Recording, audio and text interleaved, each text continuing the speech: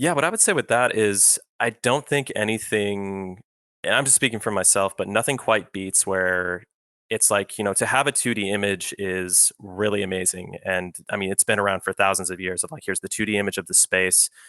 And even now, like with, traditional model making, with diorama making, with everything like that, that's really cool. But to have a space on your PC where it's like you get to go in, you get to turn the camera around, you get to be in a 3D space. And it's one thing to have it where it's like static, like a room or something where nothing is moving, but to actually like the most important and just, fundamentally amazing experiences I've had in video games my entire life has been, being present in a space where you feel like that world is alive around you. And I mean, so many studios have expressed that in so many different ways, but nothing really beats where you create your own world that has its own moving parts to it that feels alive. It's kind of this adds this extra exciting element of creation that is, you get to be in a world that you created and the world is alive. Please welcome back real-time artist extraordinaire Tyler Smith. Tyler is back not only for another episode of the Learnsquared podcast, but also to talk about his brand new course, VFX in Unreal, which is out on February the 14th. In this episode, get a closer look at what Tyler has in store for you in this amazing and hyper-accessible course, and how it can breathe new life into many different types of workflows, whether you're a real-time artist or not. Let's go, and don't forget to subscribe.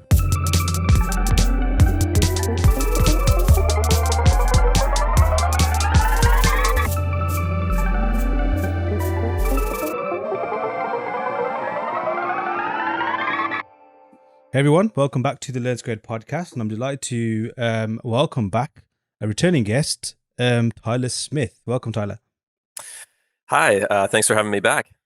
Thank you for joining me back, and also I'm excited to have you back again, only because we can continue the conversation we had last time, which was I had a great conversation speaking to you when you were last on the podcast. It was I guess autumn time last year, and that was obviously for your first Learnsquared course, which was Stylized Environments in Unreal, and you're back again with your second Learnsquared course, Visual Effects or VFX in Unreal. So yeah, let's get started off with, firstly, how have you been since we last spoke?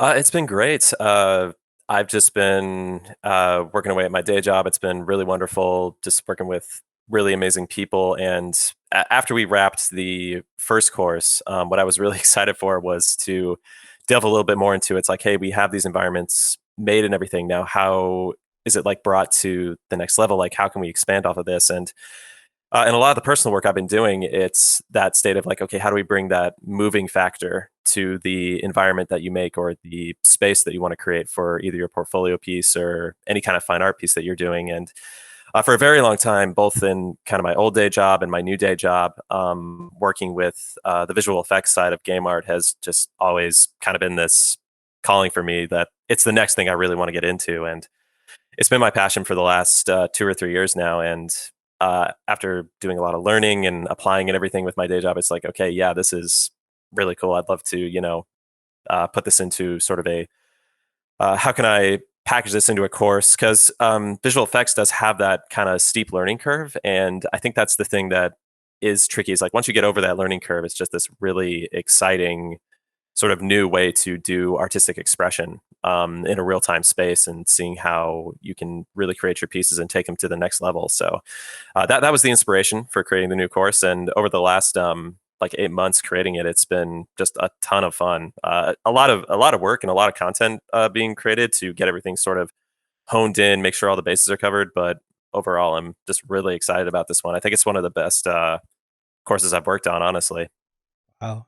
Well, seeing it all the way through, I finished it literally a few days ago, like giving it a proper run through for various reasons. Obviously, just for the work that we do here at Learnsquared, making sure that we know what's in the course before obviously we promote it, etc. At least from my role, but even just curious in terms of like learning as an artist and understanding this new, at least for me, it is this new kind of realm of working, which obviously in real time art, Unreal Engine. I learned a lot of things from your last course that I even implemented in just concept art, even outside of Unreal Engine, but some of your workflow, some of your approaches. And initially I thought, okay, I know exactly what Tyler did in the last course, and I expected it to be very similar in this course. And yes, there are certain similarities in terms, obviously, how you approach things in terms of your workflow, your decision making, and all those things. But it is a very different course, which obviously is logical because the last one was, I guess, more in creating environments. This one is purely visual effects, which is its own dimension. But even looking through the course, and as you mentioned, there's a lot of work involved. You could see that straight away. At least I could see that. Obviously, seeing a little bit behind the scenes of like, wow, there's a lot that's gone into this course. And firstly, I want to commend you in terms of how you have like dissected all of that information and delivered it in a very understandable way. Because, like I mentioned to you before on our call a few weeks ago, is I am not a real time artist. I'm not a visual effects artist. I definitely don't do anything in terms of anything in Unreal Engine. So me with my little concept art brain and hat is like some of these concepts do kind of go over my head. But the way you've delivered them and dropped them and seeing how you've come to the decision of what you came to create these effects, I got it. So that's a good sign because that means people that who are in this space or maybe not even in this space, or maybe a better way to put this is I've already got ideas of how I can use this and implement this for either my work or even some experimentations that I want to do within this realm. And maybe that's saying a lot for somebody who perhaps wouldn't necessarily consider that before seeing the course. I really appreciate that. Thank you. That was one of the things I was nervous about making sure that I get that right because, yeah, getting into the visual effects side is probably, when it comes to game art, it's one of the most technically heavy sides of game art because it's a little bit hard to grasp because a little bit of things like vector math, the concepts of mathematical influence of imagery and shapes, things like that, starts to kind of get into the vocabulary Mm-hmm. of what visual effects are. And I was very much in this space too, of just like, if you understand, it's like, hey, you have shape, line, form, color, and everything. And even like sculpting and model making and getting your head wrapped around that. But if it's like, okay, if you want to create something like water or fire or wind, and then as soon as you like see the phrase like, okay, now make sure that, like you're taking into a vector parameter or uh, things like that, or acceleration of the velocity, and the velocity is going to be multiplied. And that can be a little bit like, oh my God, like after a couple seconds of that, you're just like, I kind of lost, track of what exactly is going on here. And also just wanting to create a course that also delves into the fundamentals a little bit and not just because there is a time for a tutorial where it's like you push this button, then you push Mm. this button, then you link this node up and everything. And it can be very tricky with VFX too, because it's like to really understand and get down to like the, like whiteboard, vector math of what exactly is going on with the particles. And knowing the balance between diving a little too much into that, where you're getting into the little literal programming of how the particles are moving through the 3D space versus kind of going back to the abstract sense of like, well, you click this button, I don't know what it does, but you just, you click it and something happens, and that's how we get the like thing. So that was one of the challenges, but I think, I think it was that kind of right balance of the two. And what was really important too is setting a foundation where students could sit down, or people who bought the course can sit down and be like, okay, this is my understanding of the fundamentals. Now, how can I get the gears turning for, if I want to create one particular effect, I kind of know how to get the fundamentals of how this works. Mm. Now, how do I put my particular style on it? That's always kind of been the foundation of the courses I want to create, is not like, hey, you're going to make this in, you can, make the art just like how I make it, and it's, this really style. It's more just like, hey, I just want to provide, the fundamentals of how stuff is made in game art. And what's really important is that you can then be like, okay, now my personal style or my personal, expression of what I want to do. It's like, I have the tool set now. I just want to use this as a vehicle so I can take off and, create something that's really unique to what I want to do or what I want to say, with the visuals I want to create. Definitely. And even like just to I guess qualify what you just said there, is some of my personal projects that I have kind of in the pipeline or want to complete have kind of changed shape a little bit after, particularly this course, like seeing, well, at least for me, like demystifying how visual effects are made. Because before, like, yes, it's always been cool, and even just that from being a young kid, just seeing, like how VFX has always been showcased as this, like if you used the word before, like alchemy and magic, and it pretty much is like, like, hey, look how complicated this thing was, and we managed to achieve this, and this is why this is awesome for this film or game or whatever. So I've always kind of seen it as this high level thing that I'll never ever want to, not necessarily want to get into, but I don't think it's worthwhile because it's such a steep learning curve. And like you mentioned, it is. Yet, again, seeing all the stuff that I've seen, it's like demystified a lot of stuff and thinking, oh, okay, I understand the steps to get to this now. And some of my projects already, I've decided that, kind of pivot a little bit, thinking, well, I'm gonna apply or try to execute this in real time now. And then in some of the effects, although it's not exactly what you've taught, I know exactly how I want to kind of twist it or bend it how I want it to be and apply it to the kind of, I guess, goal that I'm going for, whether visually or, like the feel or the atmosphere I want to get in a particular piece. And I guess that's pretty much what you've been aiming for, at least with this course, and wanting to get anyone who takes the course to be able to have the kind of like confidence to tackle, right? Yeah, definitely. So yeah, setting up those fundamentals of like where you have a texture library that is plugged into a system that is set up where, this is the vehicle that will get the fire or water or wind patterns going in a certain way, but that's all linked down to this sort of keystone that is, what kind of texture do you want to make? And that's where your style can be really plugged in, where, it's like, hey, I just made this noise texture kind of from my end. Mm. But what's so cool about the VFX pipeline in UE4 is that this entire effects pipeline of what the final image is going to be is all linked to like, okay, what kind of shapes are going to move through this material pipeline? And that all boils down to, if you're going to sit down in Photoshop and you want to kind of either sculpt or hand draw or go into Substance Designer and just create the kind of shape language that's right for you, Mhm. and kind of what really speaks to you. Then when you plug it in, you can kind of just almost like see it go. Like, yeah, going back to that alchemy state, it's like it's this really cool, like, just sort of wind up system, I guess, where you see everything just kind of change right in front of your eyes.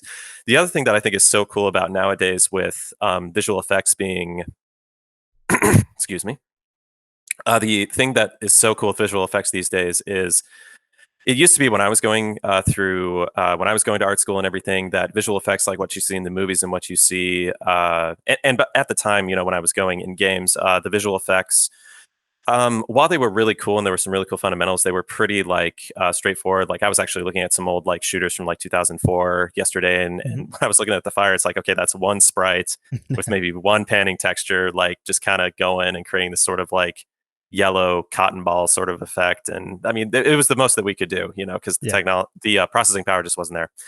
And then the visual effects that you see in the movies was it was kind of this thing where it's like, okay, you put in all this math and everything, and then you have to wait a half an hour for the whole thing to cache. So Mm. like, if you want to create a water splash or something like that, it's like, all right, load up everything, like cross your fingers and hope that you did everything okay, and then it's going to take like half an hour for all of the particles to cache inside of Maya, and then you can play it back and kind of see. So it was very, very detached, where you were kind of just playing the waiting game and waiting for these render, Mm. particle caches to finish. Where as nowadays, like in UE4 and with Niagara and with the old Cascade system and everything, it's just instantaneous. So it's like if you change a parameter, you can see it just change on the fly, almost like you were doing this sort of chemistry set or alchemy in the real world. And that is what kind of takes down that barrier and makes you like, oh, this is super fun what I'm doing, bouncing all this stuff around and making it, do all these really cool these real-time visual effects. Like it's literally in the name, real time. So that's really cool. 100% agree. Like, I think that's the biggest, I guess, satisfaction that you have when you kind of create in this space, or even kind of just like explore in this space, even because of the fact that that instant result, like you get to see it, like you mentioned before, using the VFX pipeline as an example, even just like say concept art, or even just making stuff like waiting for a render to complete, or you have a vision, you kind of like thumbnail it out, then take your time to make a painting, etc., and then to kind of see it realized. Then, this is almost like doing that same process, but kind of inverted in reverse, even. But even then, I think it's as like a different dimension to how people create. Like, I guess similar. like from my own experience when I first used VR, like seeing how it was to just create in that particular method was definitely eye-opening, rewarding, and more intuitive. Versus, as much as I love it, like pencil and paper, or like working on a tablet, for example. And I think real time definitely offers, like a different dimension. And I personally think, like, and you can just see how much more it's going to advance and how much it's advanced quickly so far, but it's just super, super rewarding. You mentioned a little bit about VFX there. Like, for anybody who's maybe just completely new, or is maybe a bit, I guess, wary of it, or maybe you could say even a little bit fearful of it. Like, how would you define VFX, or like, what would you describe VFX as to somebody who's maybe considering it, not considering it, or just completely new to it entirely? Yeah, I would say VFX is, I would categorize it as anything that would have an element of movement in your 3D real time environment. So everything that's static and not moving and is sort of frozen in time, that would be the things like, the props that you make, the environment itself, and the textures and materials that are covering the props and environmental assets that you make. I think everything that gets a little bit into VFX is like, you can start with something very simple, like, okay, like I have a bunch of trees in my scene and they're just completely still. Like, let's see if we can get them swaying in the wind a little bit.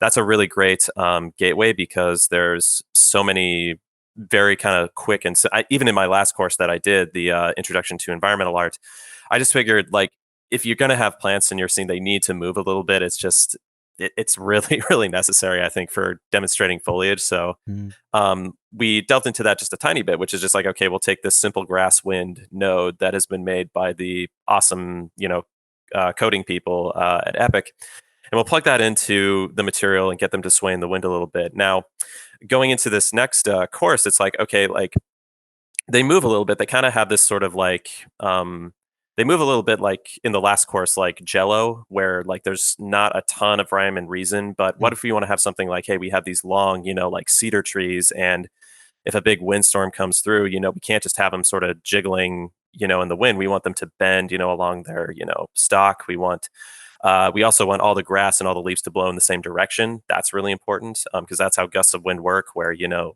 have a direction that the wind is blowing and everything's blowing in unison. So that's kind of the next step, is just like, okay, how do we delve more into that? And you can get very, very intricate with that. That's the other thing that's really amazing about VFX, is like, yes, there are these gateway elements that go into it, but there's really like no limit at all Mhm. to how detailed it can get. I mean, it can get so detailed where it's like, hey, I want I think like the top examples of VFX is like some of the stuff you see in the new like Horizon Forbidden West, where it's Mhm. like, when I want this creature to rise out of the water, I want to see rivets of water passing over the form of the monster and then gathering at the bottom and then dripping down. Like, you just get so detailed and so enthusiastically intricate about the details of how elements of things work when they interact with static objects. So a smaller elevator pitch on that would be, I always just kind of boil it down to, it's like water, fire, air, I guess magic or chemical Mhm. reactions, things like that. Ambient wildlife, like fish, birds, insects, pollen, things like that. So that you can kind of rope all that in. Also, I'll add to, it's like snow, sprays of liquid, like, Yeah. water, blood, oil, things like that. So it's a long list. And that list that you pretty much mentioned, you pretty much cover, I believe, all of those in the course, right? Like, I've listed down Yeah, here, we got we fire, wind, rain, water, so like that's waterfalls, raindrops, splashes, animals. So we got like, insects, fish, or birds, anything that you like. I believe you, just to paraphrase you from the course, like anything that adds believability, or more immersion to that scene. And obviously mentioned as well, like magic, I guess, as well. definitely. Yeah, And like, so this is obviously Unreal Engine is a game engine, right? So although it's used in like film production and TV production now, ultimately it's a game engine. Or at least, like, I believe that definition will slowly change over the coming years as it integrates more into other areas of the industry and disciplines. But is there a difference between, because for yourself, correct me if I'm wrong, like you mainly specialize in game art, or at least in this kind of space, right? Um, is there a difference between VFX in film versus VFX in games? So, yes, there is. But what's so funny about this is what we've seen in the last year is this really cool sort of melding of the two production pipelines coming together. The classic example of this is when they showed for how they made the Mandalorian. It's like, look, we just create this, sort of, I forget what they actually call it, but it's like a planetarium dome, Hmm. and they just create environments in Unreal, so they can have this, like 3D fantastic space that they can shoot in and get accurate, reflections and stuff like that. And so they are technically using Unreal for, film quality production, Hmm. which is really amazing. The VFX that are applied in films that we've seen in the last decade, which is, all the Marvel stuff, all the, like big budget where you see, just these giant, explosions, the Transformers, like, movies and stuff, like the Avengers pipelines and everything. The visual effects being created there, and the visual effects that can be created in games, it was very different. I can only see going forward that as processing power gets more optimized and more powerful for real time rendering, we can see that gap start to close more and Hmm. more with each coming year. And just with, I think it's just really, really cool where you can see that, stuff that, and kind of going back into that last example of still when you see like a giant, like something coming out of the ocean in like Pacific Rim or something, yes, Yeah. that is a real flow cache, something that Real Flow is a water simulator that's used mainly for film visual effects production, and that is definitely like, okay, well, set up all the intricate settings for this. We Hmm. will cache, and I should clarify: caching is when you run a simulation where each particle has to run a calculation of where it's going to go. And when you have like millions or potentially billions of them, even with super powerful computers, that takes a while. So you'll Hmm. see like a frame sort of move forward every like 3 seconds or 4 seconds. It's just a slideshow.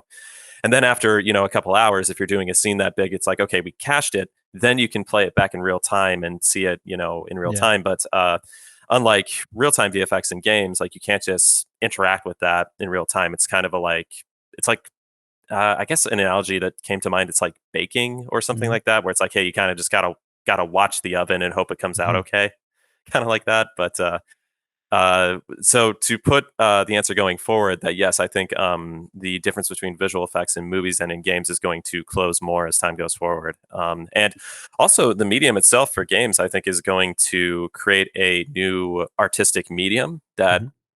will be a new form of expression that I'm sure. I mean, it's hard to predict what that exactly is going to be, but I think each sort of limitation that the medium has breeds this amazing creativity and this Hmm. amazing new style that will come out of it.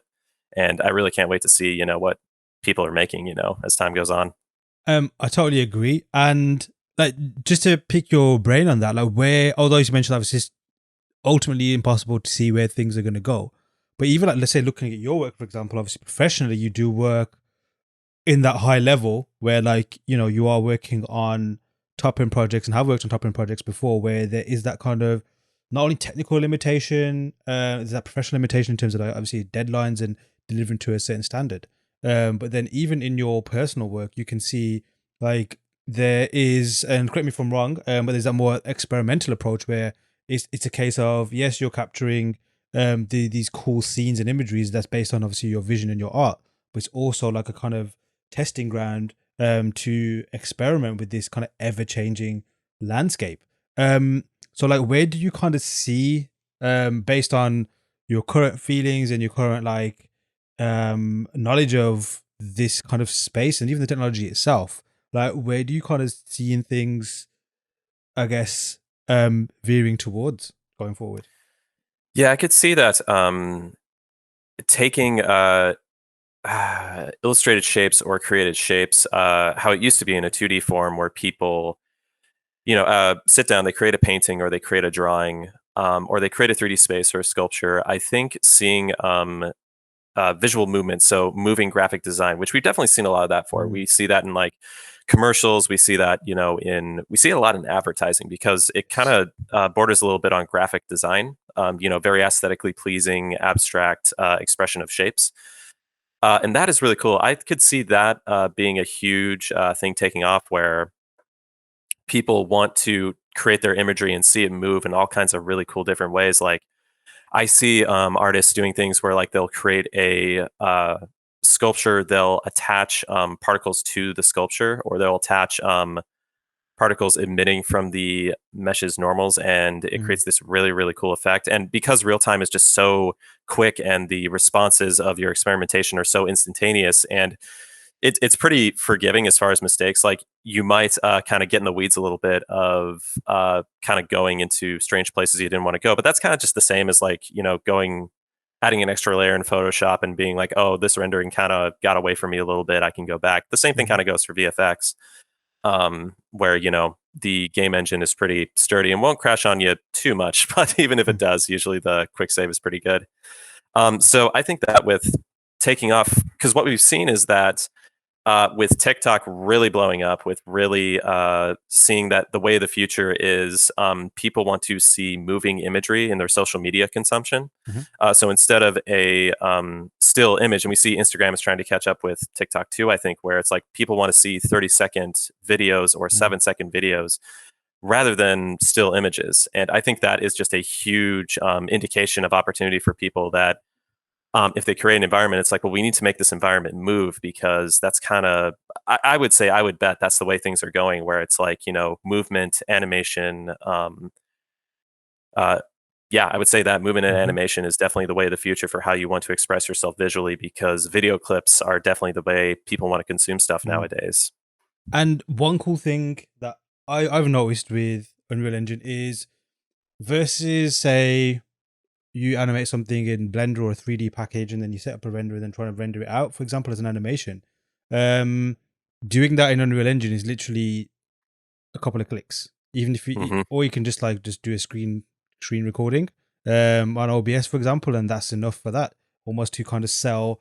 It obviously depends on what you're trying to achieve. Obviously, if you want something like high res, ultra resolution, maybe you want to render that out. But if it's a case of like, showing a camera angle or things like that, like, hey, it takes literally seconds. In Unreal, like, it's almost like I feel something's broken when I click render and then it says it's done like that. That's Yeah. rare to kind of like see that in another software. You kind of think, oh, something's crashed. What's gone wrong? Let's figure it out. No, it has actually worked. Um, but like, when did you kind of get into visual effects? Like, do you remember that the point in time or like a certain event that kind of said, okay, I need to get into this, or is it something that you kind of fell into? I think it was during a time when, let's see, because I think it was just kind of a small collection of different small different instances that kind of all accumulated to where it's like, man, like this is a really powerful tool working like in real time and everything. Because I'd moved from kind of doing my renders in, Mental Ray and Maya, and just doing these still images of everything, and working in Marmoset a little bit too, which is another Mm-hmm. great 3D rendering program that, is it's really caught up to, where, animation's a factor of that too. But I think, yeah, just seeing some of the demos that they had, I mean, Epic really knew what they were doing, where they were just kind of giving away these free scenes where it's like, okay, like here's this elemental demo that we did, walk around this cave where we have a bunch of like dripping water and a bunch of like ripples and everything, and you'll step out now and there's this like crazy blizzard, like, and all these like flags, and this bridge is blown in the wind and everything. And I think that was what just like really, and the other thing that was great too is like it was just like, okay, now just click on the material, open up the material, like how is this doing this thing? The accessibility, I think, is just what really Mm-hmm. was this uh amazing winning factor that Epic had, where it was like you see the really cool thing and it's like, I wonder how that works, and it's like, well, it's just like you said, it's like two button clicks away, and it's like, and also too, it's like, I think the really important factor with working with game engines like UE4 is that instead of just even if you don't understand the fundamentals of something, you can be like, well, I can do the thing like the Jawas do in Star Wars, where this is an analogy I always go to because I think it works pretty well, which is that I don't understand fully how this technology works, but I know if I push the button or do the thing, like this thing is going to happen. So if I just control copy all these nodes, I don't exactly understand what they do, but I do know at the end of this node chain, it's going to make the material Yes. do this certain thing. Okay, now if I get that and I put this in if I just literally control C and control V these nodes into my own material, then I get that result that I need. Now I can see if I can modify it a bit, or I can, now that I have this movement of the vertices of the material, now I can apply the color or the opacity that, I really want to express. So that's a message I really want to send to people too, is like, don't be afraid at all to kind of like splice and, kind of do uh, that sort of junkyard, elements of like, I'm just going to like stick this thing here and I'm going to like, put this thing Mhm. here. I don't know how it works, but I want to try it out because I want this to like be part of the, visuals that I want to create based off this like certain color effect that I want to get, but I want to move it this way. It's just, this very like open, accepting sense of understanding that this technology is very, accessible and very shareable to everybody. That's another like really great fundamental that I think, this real time art is really has, is that nothing's really under lock and key, and there's no one wants to really keep secrets. For the most part, Mhm. that I understand is that everyone wants to share how they did these really cool things, which I think Mhm. is absolutely fantastic. Yeah, it's almost like and obviously it is a game engine, but it kind of behaves like a game. Like it does from what I've experienced. And maybe that's because I've just initially when I first started, didn't know what I was doing. I just clicking and moving and trying to break things. Is that it does kind of invite you to do that. And obviously, if you do get to a point where it's a case of even undo doesn't work, you can just restart that level again almost. At least in the lesson files you provide in the course, it's like I just made a copy of those just in case I didn't destroy that original one. Although obviously you can re-download it again.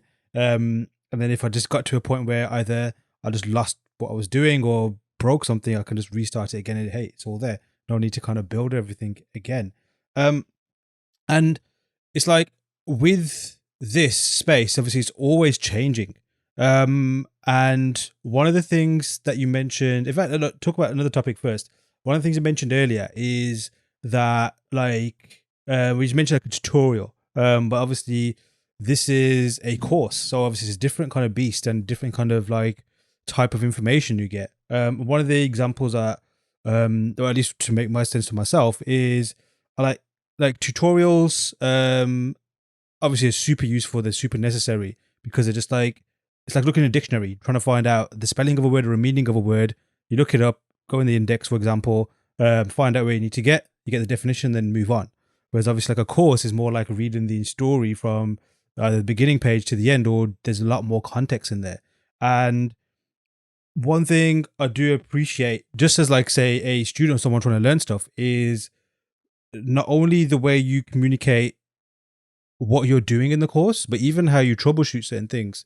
And also explaining before you even crack open Unreal, is how you kind of dissect an effect, what the anatomy of it is in terms of like for example, let's take the water splashes that you did, like literally taking a real life water splash, dissecting what's happening, and then almost like converting it into your pipeline, which is in real time. But with that said, in this space, what I've noticed in like it literally came on my radar properly where I think I need to learn this probably last year, or pretty much when that Unreal 5 demo came out and said, hey, look how awesome things can be. um how have you managed to negotiate and navigate a space that, at least from my perspective, seems to be constantly changing and evolving and adapting? Yeah. So what is really important about that is starting with the course, understanding how to create visual effects and understand visual effects as a new medium is um, starting with looking at that this can be categorized or compartmentalized into the simple understanding of shapes. And once you get those fundamentals, you can then build on top of that and make that more and more complicated and more intricate. And breaking that down a little bit more into a real example of this is first starting by, if you look at something like a fountain, or you look at fire in a fireplace, or you look at an ocean, like waves splashing against an ocean, it can be very, very overwhelming. I think that's the first hurdle to get over when it comes to VFX, is like you're looking at things that are extremely complicated. There's a Hmm. lot of visual elements going on. And so um, that can be very overwhelming, where it's like, okay, and that can also make you fall into the trap of, well, not the trap, but so much a real representation of things like fire, water, things like that. That's where the very kind of heavy processing, like programs like RealFlow and stuff come into play because they're literally spending hours trying to recreate stuff almost down to the molecule. Whereas in real-time effects, if you want to, and this is where I think it's more appealing, if you want to put a stylized personal take on what fire looks like or what water looks like, and that's what you see with some of the most beautiful moving art I've ever seen is like these visual effects artists that know how to stylize elements like fire and Mm. water and things like that. And it's getting in your sort of plein air painting state of mind of like, okay, like what shapes am I seeing that are reoccurring, and what do I want to capture from this? Because it's like when you sit down to do a plein air painting, it's like I have 2 hours to capture this entire valley. There's no way I could capture all of this.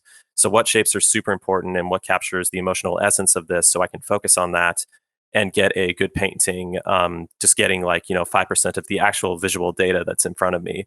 The same kind of applies for when I look at visual effects, where it's like if you look at fire, it's like okay, that's there's 50 shapes like going every single second, but what's the what's the reoccurring shapes that I think are the most appealing? And that's kind of with the first part of the course, like really breaking down like, okay, now when you're making your texture that's going to go through the panner pipeline, what shapes do we want to emphasize here? So it's not so much working in this is actually kind of interesting to talk about, but it's not so much working in the particle system for the majority of this course, but Mhm. working with Cascade as being the final vehicle. And I can talk about, because we're also covering Niagara as well. But what it starts with at linearly at the beginning is like, okay, like what visual representation of the effect via the texture that we're going to create is going to capture the style that you want to do, so that then when we set it through the panner pipeline where all the shapes are kind of moving over each other, we're getting those moving shapes that still stay true to the visual elements that you wanted to capture. And so once you have that set up, it's like, okay, now how do we tweak the material so we can fine tune what shapes are showing up as they're panning over the like single image or the single sprite, and then how do we then plug that into a particle system, so we can add a little bit more complexity to that in Cascade with very simple, like, okay, we're just going to add a little bit of velocity, a little bit of age variation, a little bit of dynamic variation along the particle's lifetime. And then at the end, it's like, okay, now let's dive into Niagara, which is, how do we take real time data and then feed it back in so that we can get, the particles are doing things based off of like collision with the world, rotating around their own initial like spawn point orientation. And then you can see like my vocabulary is getting a little more like these things are getting peppered in more and more as I'm going further down the pipeline. But it's that nice kind of like linear learning curve, so we don't hit any hard 90-degree angles or anything Mm. like that. That was one of the biggest goals of the course, I'd say.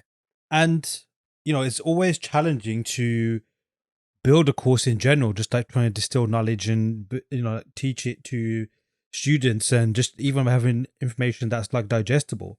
But like, how was that experience for you? Trying to build the curriculum and again, like distill the knowledge of all these complex things and all these complex processes into a way that is digestible. Surely that couldn't have been easy, or was it? Luckily, there is if you give me 1 second here, I'm going to look up the author's name. There is a wonderful, really wonderful author who was a animator for Disney, who did all the effects. Sorry, give me 1 second here. I just want to make sure I get his name absolutely right here. Um, let's see here. That is too small of a font. Sorry. Let's see here. Okay. So Joseph Gilliand is his name. He was a 2D visual effects animator for movies like Lilo and Stitch. I think who else? Sort of the second renaissance of Disney in the 90s and early 2000s. So Right. the stuff you see in like Lilo and Stitch, the stuff you see in like Mulan, in Atlantis. Actually, no, that was a different visual effects artist. I cannot place his name. He was really amazing too. Sorry, I don't want to. I'm trying to name drop and give credit where credit is due. But what it is that there's a book called Elemental Magic by Joseph Gilliand, and he has just created this amazing book that breaks down the anatomy of what actually is going on with the chemistry, with the molecules, with the just it's really cool discovering it's like, oh, like when something like fire goes into the atmosphere, like there's so many things going on with the actual atmosphere itself that's pushing the flames around. The reason that fire looks like fire is because you have all these, invisible like currents of air and air pressure going on constantly in every place that you're in. The exception of this being the vacuum of space. Fire is just a perfect, it burns as a perfect orange sphere in the vacuum of space. That's something that's like fascinating to me to think about. But like when the chemical combustion, when the heat is breaking down the chemical molecules and stuff of like the wood or the paper or whatever it is that's burning, it then, the heat rises, and then these air currents push the smoke in different ways, and it pushes the flames in different ways and creates these pockets in the middle. And I can go on and on and on with Mhm. this, but that having that knowledge was really great, and I wanted to carry some of his knowledge, just a little bit of it. But I think anyone who's interested in visual effects should definitely get the book Elemental Right. Magic, because it's just this treasure trove of taking a snapshot of like a wave or fire, and you see like all the elements of what's actually happening. So that was kind of the first beginning foundation of this, which is, and it was a challenge because it's like, okay, like how do we cover the anatomy of, chemical and molecular reaction to matter? How do we also cover, the entire VFX pipeline, and how do we cover vector math, like breaking down and seeing what's actually going on so it's not too abstract there? Mhm. And then how do we also overlay, and this is the art fundamentals of what's attractive or what's, visually attractive, and what, and also how do we, one more thing to add on is like, how do we do this from a game art perspective and Mm. everything? So it was a lot to cover, but um, luckily, I think, I was able to kind of compartmentalize and overlay everything to where, there wasn't too high a concentration of one thing in one end. And it was kind of a nice sort of linear gradient into each different category as time went on. And I don't regret it all. I mean, the hours really kind of added up, but I don't think it's really drawing on and on. There was just a lot of stuff to cover, and I think the only way to do that was just like, well, let's just, let's make sure that all the content is there, and nothing skipped over. So that was the important factor. And you can kind of tell as well, like with how that approach is, because that's one of the key things that I really enjoyed the most about the course. Surprisingly, was, and I say surprisingly because obviously initially I went in thinking the end result is what I'm gonna enjoy the most. Obviously, it is cool because you see all these cool effects, and then, like I mentioned before, you start getting like ideas of, okay, how can I apply this to this project and that project and bring this to life that perhaps would not have been maybe as alive as it would have been without this kind of particular pipeline. But it was this approach of like almost like in a forensics kind of way, or like in a crime scene kind of way, like kind of seeing, taking all these effects and dissecting them and seeing what the processes are, and then like even just taking away the learning element, just watching how you dissected that and then translated that into something that can be like plugged into these nodes and all these particular different like things that you can, these parameters that you can manipulate in Unreal.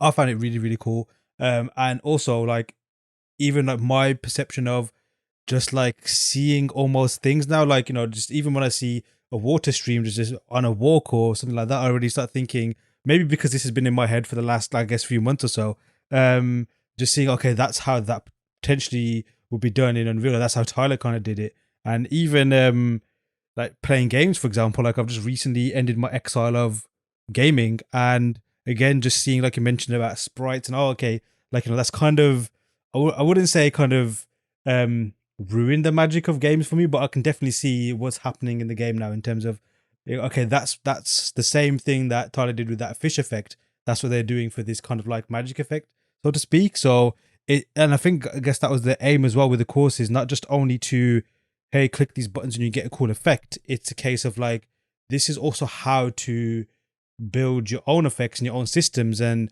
almost understanding the actual system is the most important thing as opposed to the final effect. Would you say that's a correct statement?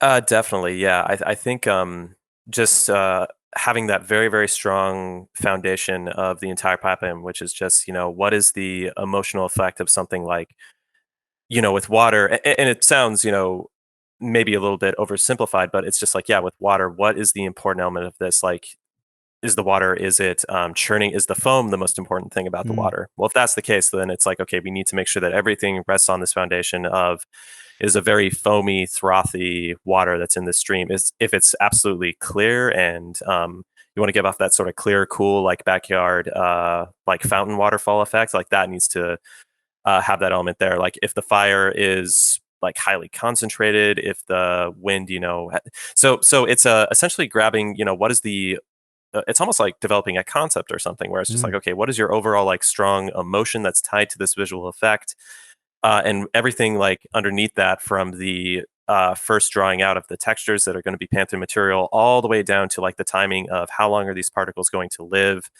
what speed do they need to be, how do we sort of balance the two of just like, okay, the speed versus the velocity versus the age of the particle. Does that all circle back to making sure that is your water very splashy? Is your water very smooth? Is your fire really hyper concentrated? Is it slow and kind of sluggish? Is it just like frightening and really, fast and spreading and stuff like that?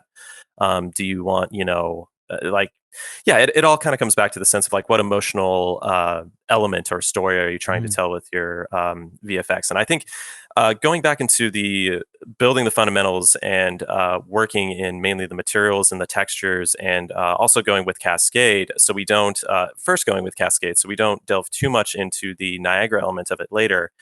It's getting so that you have that really strong building of fundamentals there, and then you can overlay in the later of with the later lesson of like, okay, with Niagara, now how do we add this even extra like tier to the visual effects wedding cake at the top, which is just like, okay, now are mm. there other little tools and tips and tricks that can make this emotional effect even stronger, that kind of thing.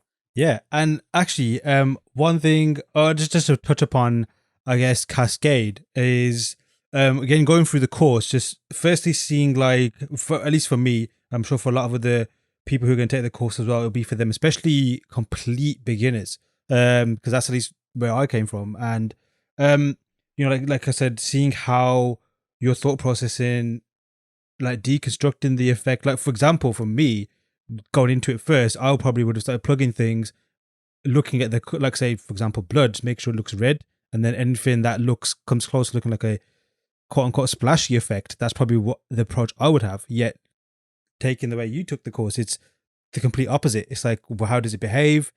What kind of, all those other kind of things that, like I said, the key core fundamental um parameters that it has, and obviously at the same time the emotional effect, or at least the kind of you could say vibe you're going for, and then build from there.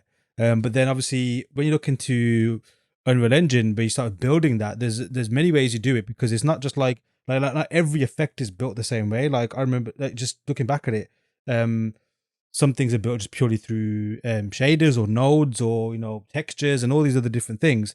But then this thing called Cascade comes along as well, and then this thing called Niagara comes along as well. And they both seem to do the same thing, at least from my unexperienced eye. So which one is worthwhile using, or why are both taught in the course? And also, correct me if I'm wrong. Cascade is something that's not going to appear in future versions of Unreal Engine. Is that correct? That is correct. Yeah, Cascade is the sort of legacy particle system, and the reason I wanted to cover both of those systems is that building sort of the fundamentals of the visual effects through the textures, through the material creation, and then having that final vehicle, which is Cascade, that will power the sprites, power the final sort of visual effect that's going to be in your environment. Um, the final particle vehicle is kind of this like last 10%, and most of the learning is done in the material and the texture work for most of the effects. The reason I wanted to cover with Cascade is because also learning the fundamentals of a particle system just in general, understanding vector math, understanding like particle lifetime versus particle velocity. I wanted to cover that in a version of a particle, or sorry, a visual effects system in UE4 that was a little bit more simple, because the thing about Cascade is it is a older system, and it is definitely a tried and true system, and everybody kind of knows it back and forth. There's no like secrets to it. Whereas Niagara is very exciting. It's extremely powerful and it's so much fun to use, but everybody is discovering it right now. Mm. The complexities of it, the opportunities and complexities come at the same, where it's like, we can almost do anything, but it comes at that like sense of, okay, we gotta really dive in and understand, not just vector math, but it's like, okay, now how do we use blueprints in Niagara to uncover the real-time data that's going on? How do we capture that? How do we interpret it? And then how do we plug it back in to get the particle to do the thing that we want it to do? So with the beginning of the course, with the linear understanding of the very simple elements of what a particle system is doing, how it's interacting with the material, how we can get particles to do or how the particle has a certain lifespan, how things react in that way, where things are going to happen along the particle's lifespan. That is all broken down into the elements of a simple system like Cascade, and then we branch off of that in the chapter that covers Niagara, which is like, okay, we understand the fundamentals now, we know our terminology now. Now let's break into a little bit with this really exciting, new, powerful system, because I cannot deny at all, Niagara is definitely the way that things will be going further down the line, and it is a lot more powerful than Cascade. It has so many more options. But with that comes kind of that more that learning curve can get a little bit steep, because it's like, okay, not only if you excuse me, not only if you started with Niagara, or sorry, started with Niagara with trying to learn the fundamentals. Now it's just like, okay, now also you need to overlay another thing, which is like Niagara's fundamental foundation that makes it so powerful, which is, okay, we're going to gather the real time data. We have a lot more access to elements of data that are going on in the real time scene, and we're going to work with that. And when you see it broken down, it's just mind blowing how cool it can be. But Mm. it is another factor that's very technically heavy, and a lot of terminology can be thrown around if you don't. And if you're going just straight from 0 to 60 with Niagara, especially if you're trying to create visual effects that are a little bit more stylized. That's another thing that I can emphasize too is if you want to stay with the elements of stylized visual effects, most of your work is going to be done in the material and in the textures that you're hand painting or hand sculpting or creating by hand. Whereas with Niagara, it delves a lot more into gathering data in the scene and processing it from a technical perspective. So that would be your things like if you really want to work with elements of collision, of impacts, with reading the data in the scene and feeding it back and working that into a particle system that can interact with that. That's really Niagara's sort of powerhouse fundamentals that it can really work with. Cool. And regarding, say, someone who starts picking up Cascade initially, would you say that's a good like kind of jumping off point before you get into Niagara, or can you almost perhaps bypass it? And would you even recommend someone to perhaps bypass it just to go straight into Niagara? Because like for me looking at it, it's like I could pretty much we nailed it what you just said. It's like almost I understood the Cascade element of it, at least visually, because of like how it's laid out and the way you explain it. And then when you go into kind of Niagara initially, it's like, okay, well, what's all this going on here? So yeah, what's your stance on that? I would say if you're comfortable, I'd say totally go for it. Because the Mm. other thing too is that as new people are picking up and playing with UE4, like I mean, I am only speaking from my perspective, which is that I kind of learned all my elements in Cascade in the years. But if people are comfortable with going through Niagara and they are totally free to pursue Niagara with this pipeline if they want to. I Mhm. just wanted to have both options set up in that way, where if you wanted to start with Cascade, if you just want to get familiar with the terminology, the learning of the terminology of particle systems, but Mm. I mean, by all means, if you want to dive into Niagara and go to town, I mean, more power to you. That's awesome. Mhm. And like it seems as well, and like I said, what I mentioned before, at least what was keeps I keep going back to is almost the way like your initial intention and your approach to a particle, obviously by understanding like the elemental magic book, for example, it's like kind of grasping that first and foremost, knowing exactly, at least in your brain or at least in a conceptual way, before you even like crack open a level in Unreal, is like knowing the kind of steps you want to take to achieve the effect that you want to get. seems to be like that is the key knowledge that you definitely don't want to kind of lose your grip on, because like that book, for example, was done before Unreal Engine was even probably considered like a a thing. Or I don't know if Unreal Engine was out by then or was in the early stages. And obviously I know game engines didn't exist back then, but that was done for like like almost 2D animations. Yet that Yeah, same yeah, principle you're using now in real time art. So it seems to be like that's the common thread throughout all of this, and this space that's continuing to evolve is kind of like stay in touch with the processes and know exactly the things you need to know to kind of get your effect the whether it's Cascade and Niagara or whatever's coming next. definitely. Yeah, I think yeah, understanding that the fundamentals and honestly the limitations of the technology creates these amazing creative opportunities that I think that is where the real like cool, creative, groundbreaking art comes from, I believe.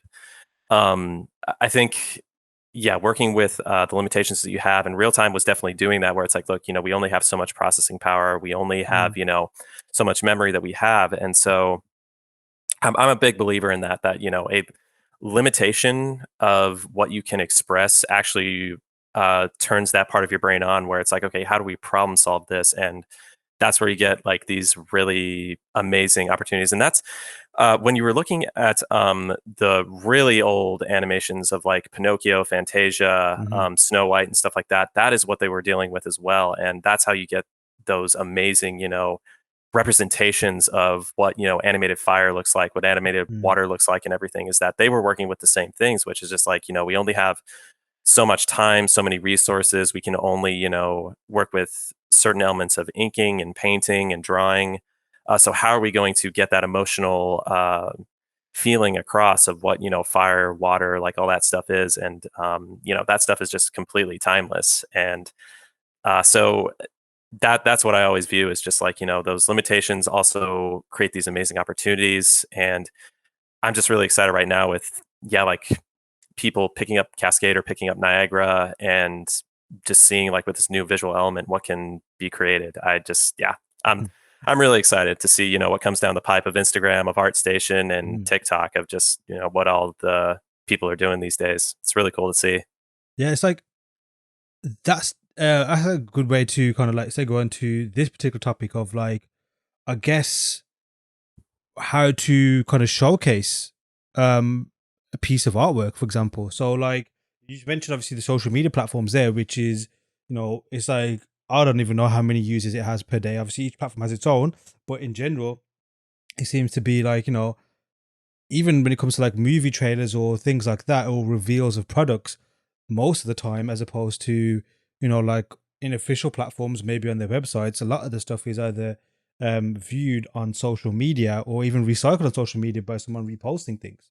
Um, has that affected the way you create art in any particular way, or at least maybe not affected in terms of visually, but more so in terms of um I guess how you kind of deliver projects, or how you want your audience to see. Like, is that ever a factor for you? Like how, like when you're making something, like the way the audience is gonna see this, does that have an impact in the actual creative process for you? It definitely does. Yeah. I always and there's a couple different factors to that. Like I always try to when I create art, it's like, okay, this is going to be a perfect square on ArtStation. So keep that in mind. Hmm. It's going to be in a black background. There's this fascinating thing I think where it's like if you create art for Instagram, you're very it's like, okay, my color schemes, my value schemes, they're going to go against a white background with black Hmm. text. So I need to keep that in mind. I think that I don't know how much that influences it. Maybe I'm reaching a little bit there, but like the way I deliver it, I always keep in mind it's like, okay, it's a darker background with blue text and white text. It's Hmm. going to be a perfect square. So how does that work? And then on TikTok, of course, it's luckily, I mean, visual effects, like there's really, we don't have to worry too much about buildup. It's just like, there's no like equivalent of like, hey, don't scroll. I want to show you something. It's like, hey, it's just there.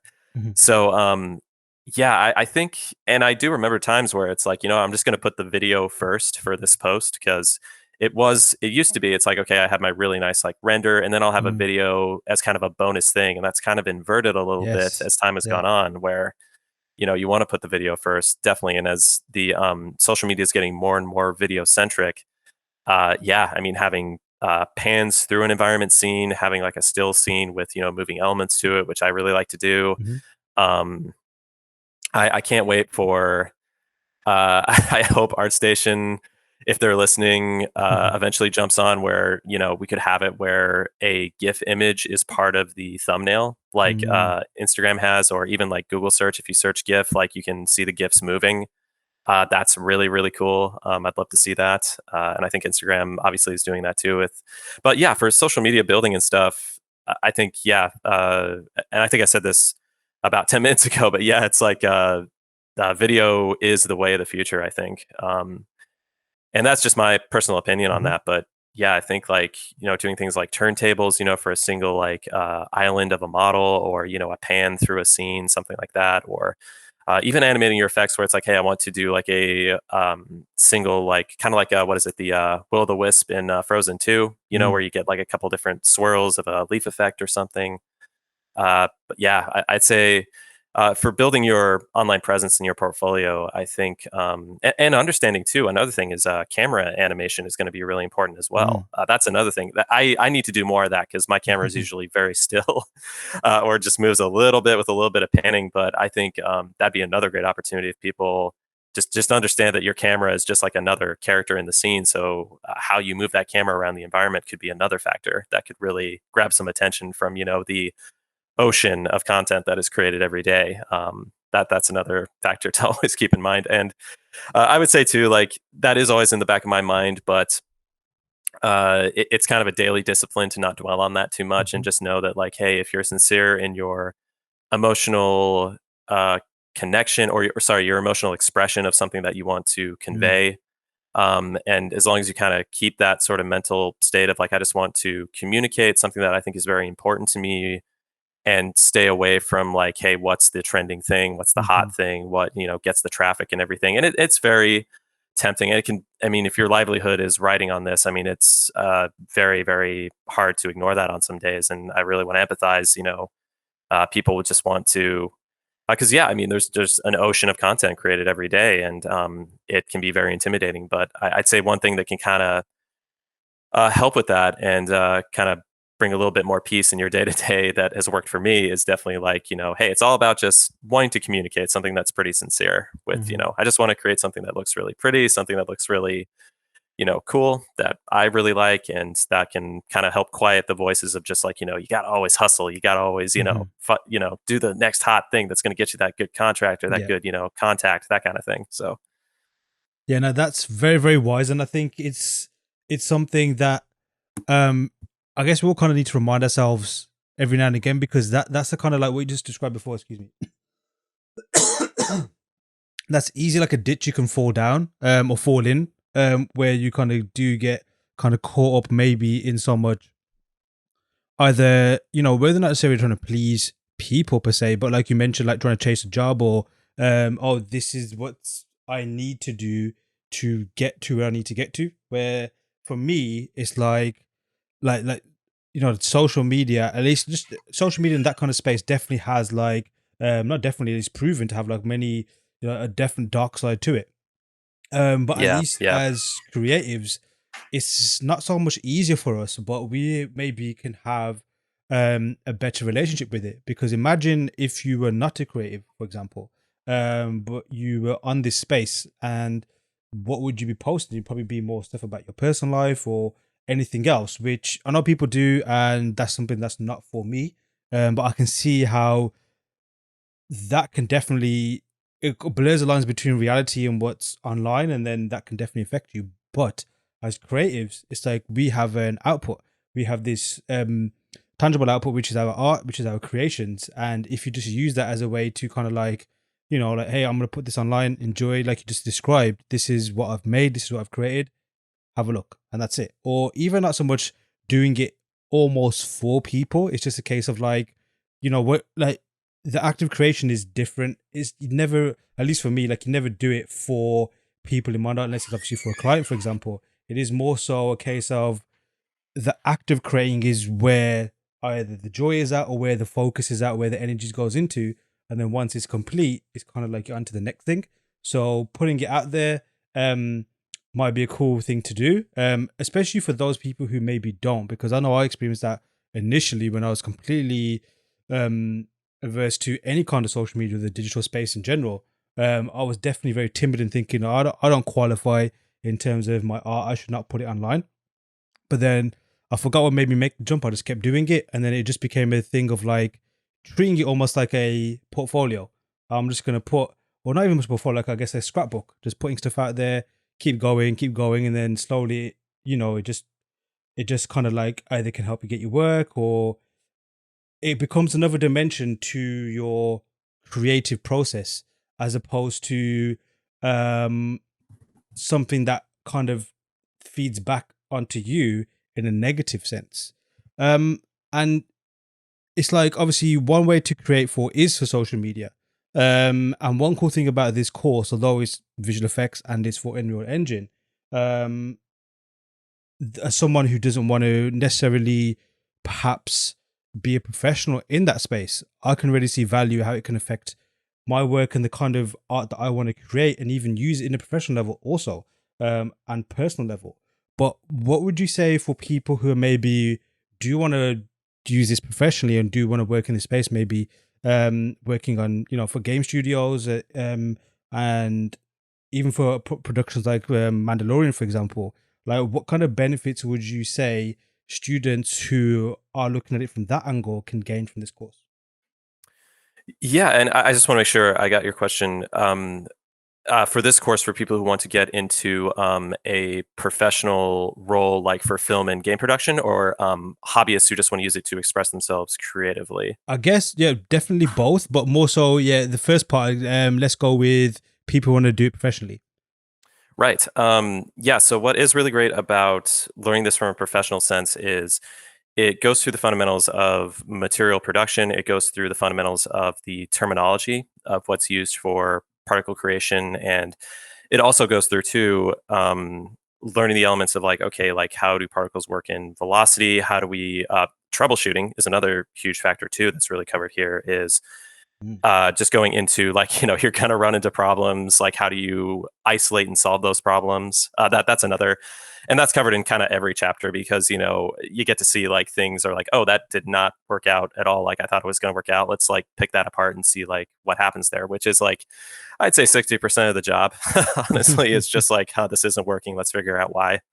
So that's a big factor there, I'd say.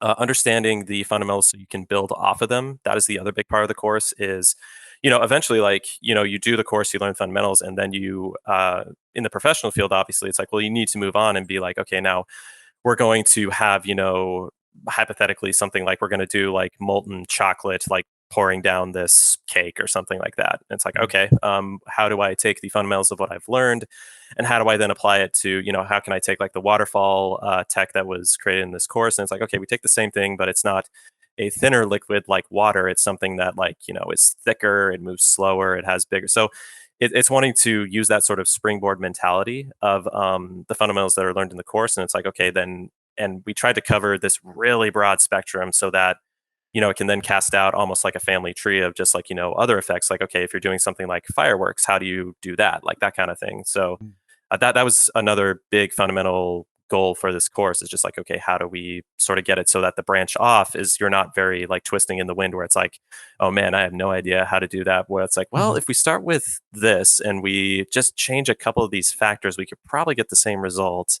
And if we run into problems like troubleshooting, it's like, well, now with this course, we know how to isolate, where it's like, okay, what's causing, like, one thing I remember particularly in the course is like, okay, so those fishtails are going like crazy, like saltwater taffy. Like, what is the factor there that's causing that? Well, let's break down every element here and see what's causing it. So it's not the lifetime. It's not, this dynamic parameter is working okay. So it's not that. So how do we just get that? So I'd say those two kind of factors there of just like, the springboard off of a strong sense of fundamentals, and also understanding the troubleshooting and problem solving process in the professional field, I would say. Mm. And for those who may be approaching it as, I want to have, have a bit of a dabble in this and see how Yeah. it can kind of influence or even add to their current workflows. Yeah, what I would say with that is I don't think anything, and I'm just speaking for myself, but nothing quite beats where it's like, to have a 2D image is really amazing. And I mean, it's been around for thousands of years of like, here's the 2D image of the space. And even now, like with, traditional model making, with diorama making, with everything like that, that's really cool. But to have a space on your PC where it's like you get to go in, you get to turn the camera around, you get to be in a 3D space.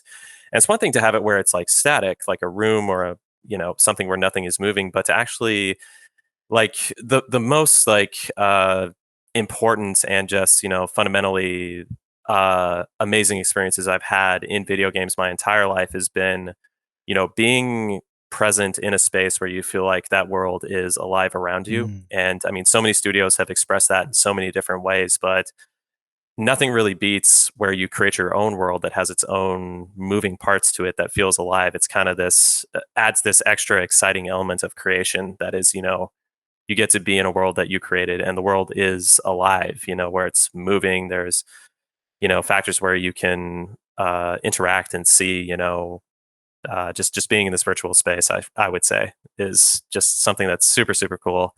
And getting to know too that you had a huge take in it, that you didn't have to buy assets from, the Unreal Marketplace or Mhm. anything like that, that, it still sticks to your visual express or your creative expression and your visual style. That is a really cool factor too. And to have a course where it's like, hey, I can have because I wanted to have it to where people, it's like, okay, like I built this really cool environment and I bought this fire effect from, the UE4 marketplace and I have it in there.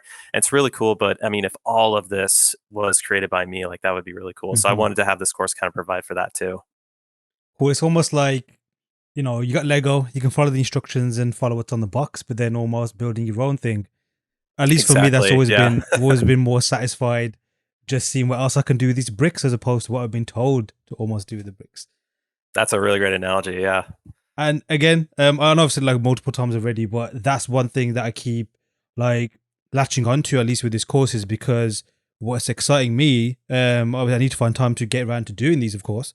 But it's like, being able, like exactly what you just said, is being able to kind of do it in a way that kind of fits my vision, and again being able to create it. And maybe that's just me, like I do kind of get excited over things like that as well, but I can just clearly see, and knowing some of the artists that I've taken the previous course and some of the cool work that they've done in the environments they've made, just seeing like adding this to those particular environments or any new ones they make, it's almost like, okay, let's see what this world is really going to be like. And you, something you mentioned before as well about how kind of like, at least when it comes to just visual effects or maybe just anything that's moving, or at least in a game, it's like a still doesn't really do it justice when you see stuff that's moving, and like seeing the fire and wind and all that kind of extra dynamic movement that you see. It's almost like you do want to see it kind of living and breathing. And this is a perfect way to kind of bring that to life. And one thing I remember you saying before in the last podcast episode, which is available now to listen to anyone who hasn't listened it yet, is obviously your love of nature. And like you definitely make a point to go out and explore nature, not in a almost touristy way, but almost like you definitely go out there, visit untouched places, and almost absorb it. You can definitely absorb it because you can see how it's shown in your work. There's definitely like obviously that appreciation of nature and almost that celebration of it, with a the environments you create, but even like the kind of colors you use. Always definitely always when I think of your work is the kind of colors straight away that you kind of use. And you also mentioned before about obviously like some of the, I guess something to worth checking out, like the Elemental Magic book, for example. But at least for yourself, you kind of have that kind of, I guess, that rich visual library because you visit these places, so to speak. What else would you say that students looking to take the course should maybe do or prepare or consider doing to ensure that they get as much as they possibly can from either their research, their resources, their assets, their inspirations, into their effects and even the environments they're making? Yeah. I think there's nothing better than you go through your life and there's that really great thing, and I think it happens at any age, where you can rediscover the stuff that's going on around you and realize there's a whole new depth and a whole new Mm. excitement when you're just seeing kind of, because yeah, luckily I mean I can go to the Pacific Northwest coast here. It's about 4 hours away, and I mean I'll just look at the ocean for hours if you'll let me. Now, not everybody has the opportunity to do that, but I mean, going and looking at a fountain in like a mall or something like that, you can get the same. Like I could do the same thing, where I could just stare at, a fountain in a town square or something like that, and just it you never get bored looking at, what water can do with just like the shapes that it can take and everything. And we live in just this amazing time where it's like you can whip out your iPhone and you can take, slow-mo video of it. So, if the shapes are moving too fast and it's a little hard to break down what's really going on, it's like, well, you can just, take a video with your phone, like slow it down, really see what's going on there. Yeah, I would just say like, you know, getting that new like falling in love appreciation of just seeing, even like looking how trees are blowing in the wind and stuff, seeing how if you hang, your shirt out on a balcony and see how the wind is blowing it in the wind, like if you it's kind of this, and it's so nice too because it's a really great break from, I mean, everyone talks about like the overstimulation kind of thing, what am I saying here? The overstimulation factor that's kind of overtaken all of us, and a great sort of meditative way to get outside of that, and also really, bump up your visual interpretation skills for when you go back and create content is, yeah, like if you just slow down and just stare at one factor in the real world and just see what it's doing. It can be, you can get the best of both, where it's very relaxing and you're also taking in information that's not super overstimulating, where, it kind of makes your brain hurt after a while. That's what I would say. And it's a really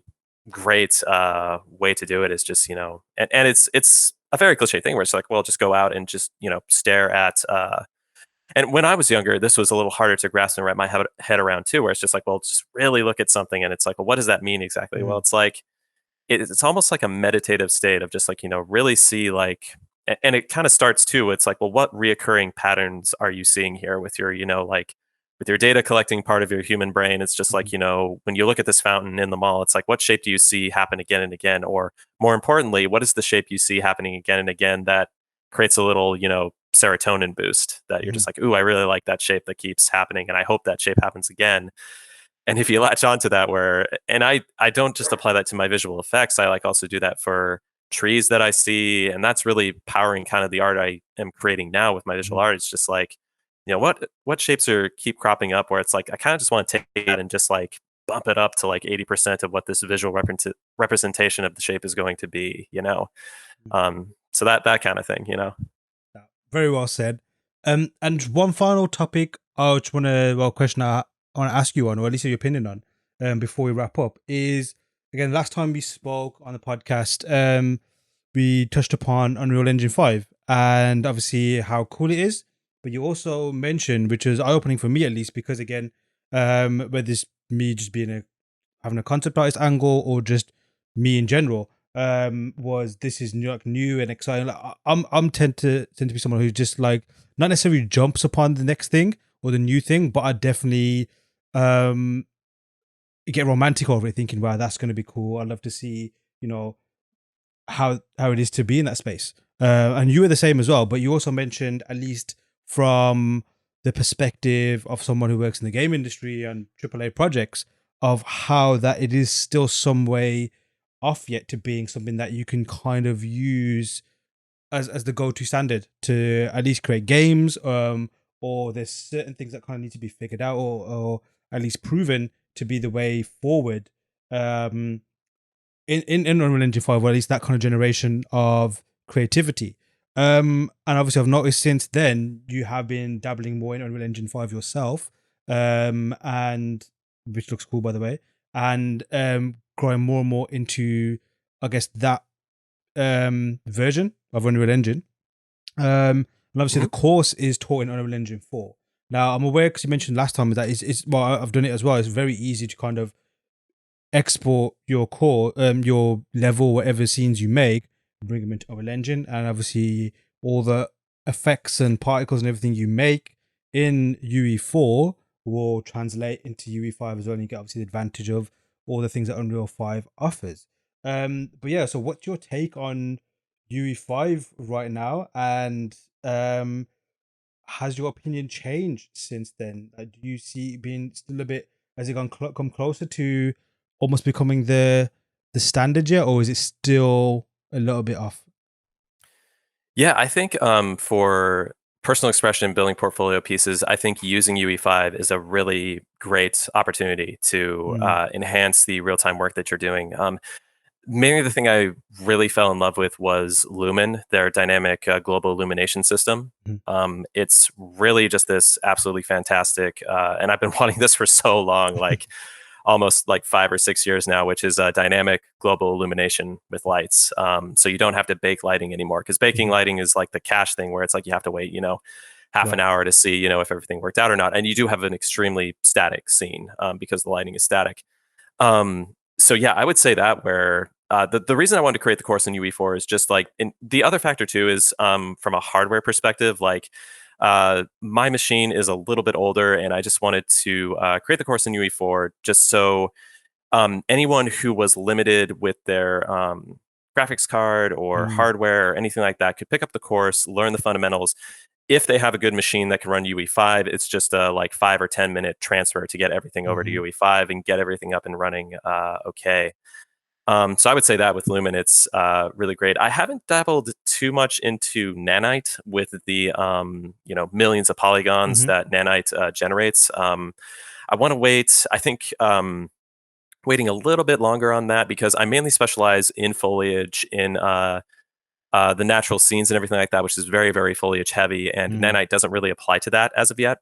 You still use, Got it. very low poly cards. You still use, the traditional systems that have been used for quite a while. Mm. But I mean, I fully encourage anyone, as far as like taking a sculpture from ZBrush into UE5 using Nanite. I mean, I think that is going to really take off. I just think it's going to be a little bit more time before that is something that with the pipelines I'm doing and everything. But that being said, that still means that UE5 and the Lumen pipeline, I would definitely recommend anybody wanting to delve into that and see how powerful it is. It's really fun to play around with the lighting in there. And just to demystify, I guess, the jump between UE4 and UE5 for people who may be unaware or think that there's like a huge difference between them. I mean, correct me if I'm wrong, but it seems to be like, apart from a few new things like obviously Lumen and Nanite, it is almost pretty much the same thing, or at least rather like I said before, it's the fact that you can easily migrate your levels over to UE5 and almost everything's still in the same place. The kind of, the way you build your effects and everything is still in the same place. It's still using the same terminology, same parameters, for example. Is like, like, is there a difference between like what for you are the key differences between UE4 and UE5 as opposed to just those new not shiny things, but those new advanced things that UE4 doesn't have? In all honesty, Epic did an amazing job. I'd say the jump from UE4 to UE5, as far as the interface and everything, it's like 95% the same. Mm-hmm. The only thing with Lumen is it is and Epic provided this tutorial video for free. I think it's like a 5 minute tutorial video of like, here's the new checkboxes for Lumen. Here's like two things to keep in mind. Mm-hmm. Everything else just runs automatically, which is really fantastic. Yeah, the conversion and the going from UE4 to UE5 with the game art pipeline is so incredibly similar that it's just this like very, very short, fun new tune-up or upgrade, I would say. But as far as the terminology, relearning stuff, like it's extremely minimal, which makes it really nice and accessible. Awesome. And just one final thing from you, Tyler. What would you like to see students and anyone taking the course? What would you like to see from them? That either the work they want to make or just even key takeaways you'd love for them to have after this course drops on February the 14th? Yeah, I would say just know that these are fundamentals. They're springboard, sort of an introduction to the tools and techniques. And I would just love to see like what new creative visual expressions or elements can be created off of this. I think that's the really important thing, is just knowing like knowing that these are just tool sets, just ways that it's provided that you can have the knowledge, presented to you as fast as possible. So then you can be like, okay, now what do I want to create individually? And then branch off of that in the sense of, what new magical elements would I want to make? What new creatures would I want to make? What elements of lighting and asset creation? How can I implement these pipelines that I've learned to, know that I have a voice and I have something really important to share. And I just have this new vehicle that can help me, express that to the fullest extent that it needs to go. That's what I really would love to see. Awesome. Same here. And it was great chatting with you, Tyler. And yeah, thanks for doing this. Yeah, likewise. Thank you so much. Thanks to Tyler for another fascinating chat, and it's always interesting to hear his take on things and his passion for his craft. His brand new course, VFX in Unreal, is out on February the 14th. But if you listen to this at the time this episode airs, then there's still time to get a tasty 50% off pre-order discount. All you need to do is head on over to learnsquared.com, sign up, and start learning today. Till next time.